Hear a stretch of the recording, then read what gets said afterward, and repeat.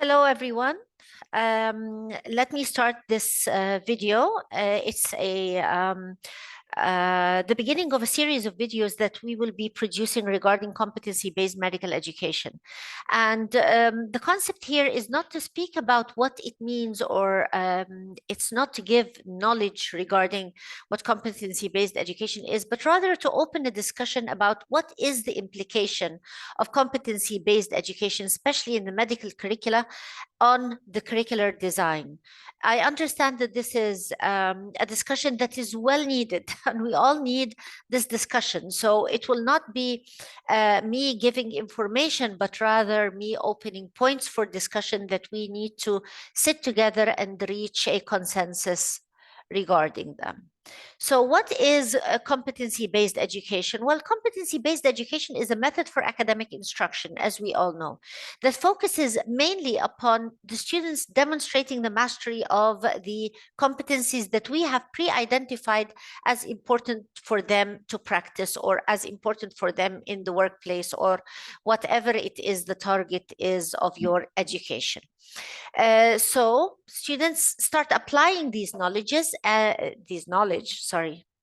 start applying the knowledge, and they demonstrate that they have truly grasped the subject.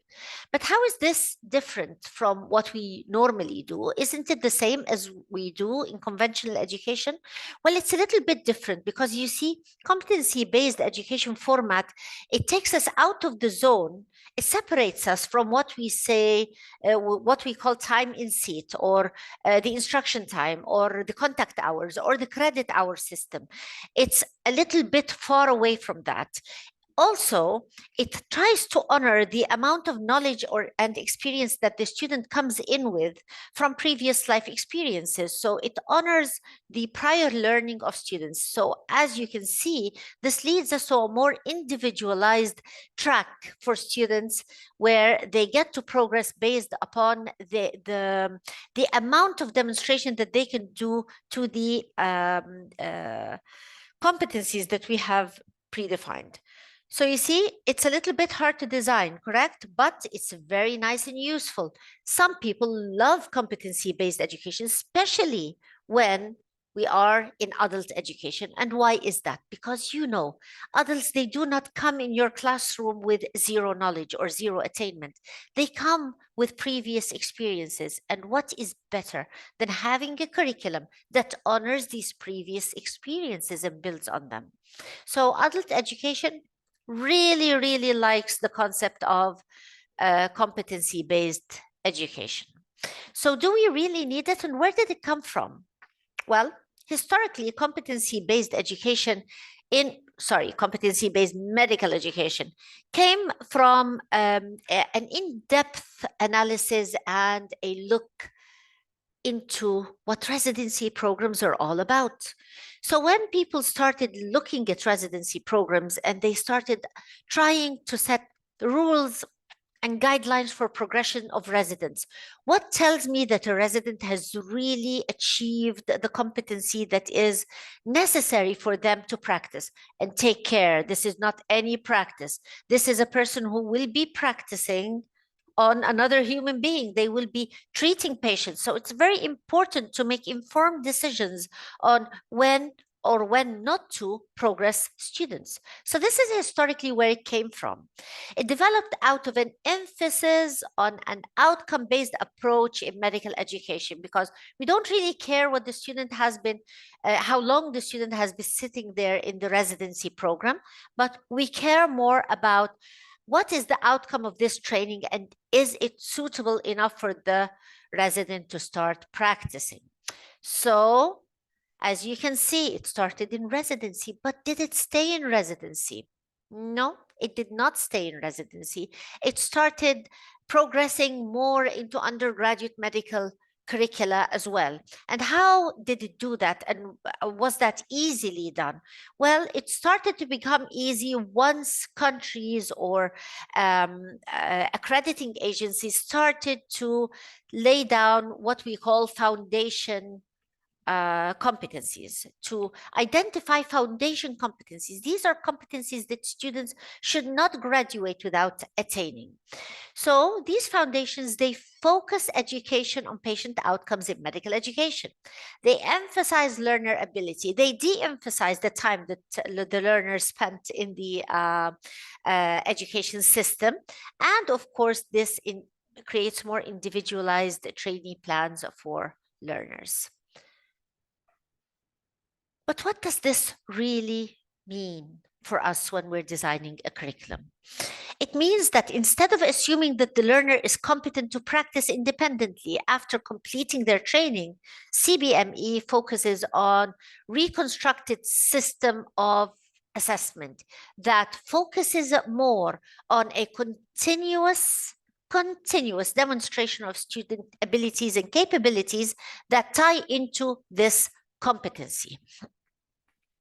So the assessment system here needs to be really systemic, correct? And also it needs to be very individualized. See how difficult this is? But it's not just difficult, it's also beautiful. So can we relate this to the undergraduate medical education curriculum? Yes, why not? People have started to do this, and countries have started to identify foundation competencies in order to be able to do this. But what do we do with the competencies once they've been identified?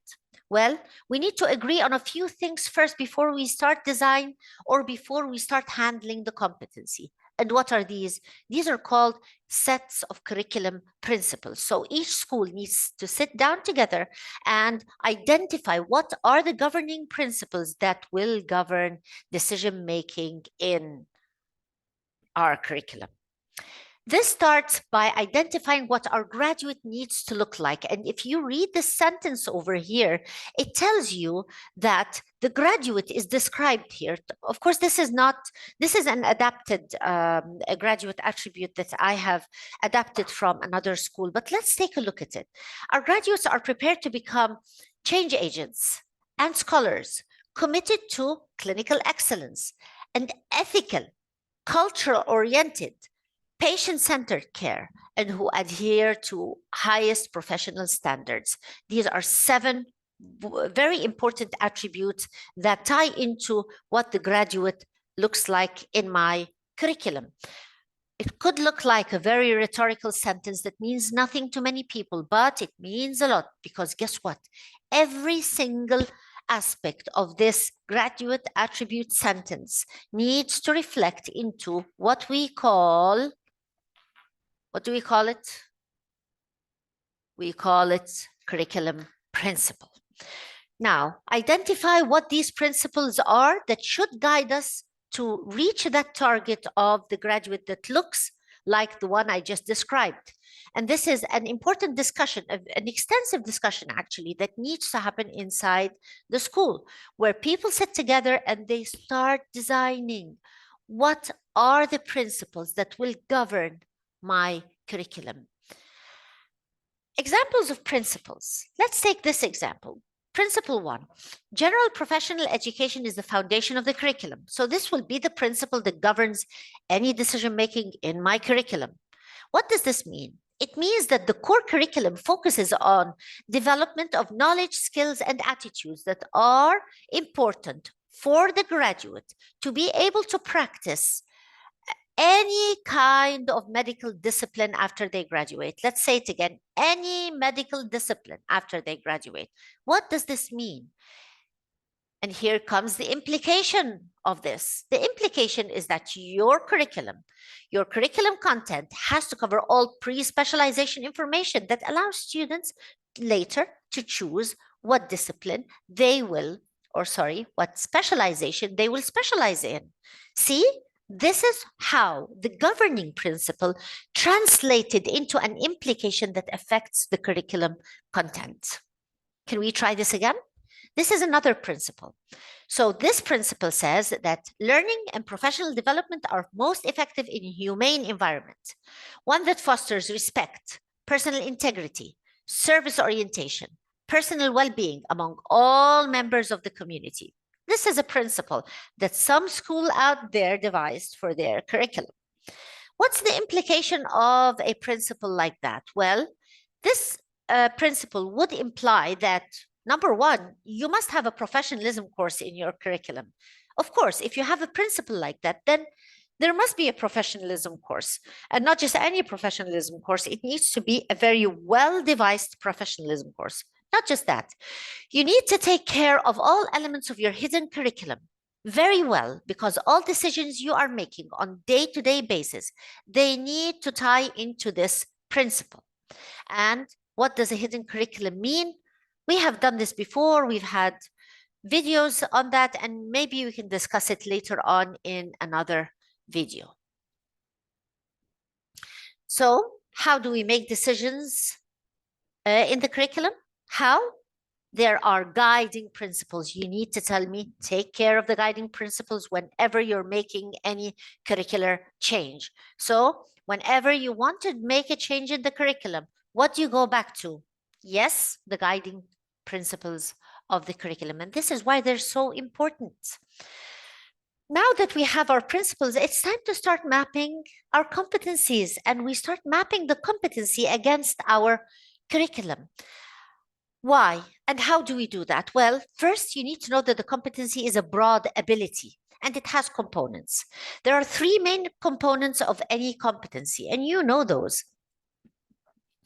They are the knowledge, the skills, and the attitudes that are related to each competency. So you might want to break down your competency into knowledge component, skill component, or attitude component. But even better, instead of doing that, why not? And many competency-based curricula work that way. They start breaking down the competency into what we call enabling competencies.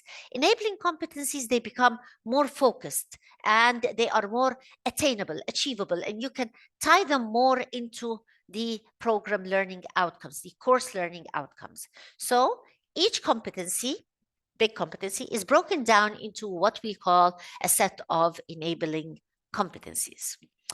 Take a look at the screen. These are the enabling competencies of that designed competency.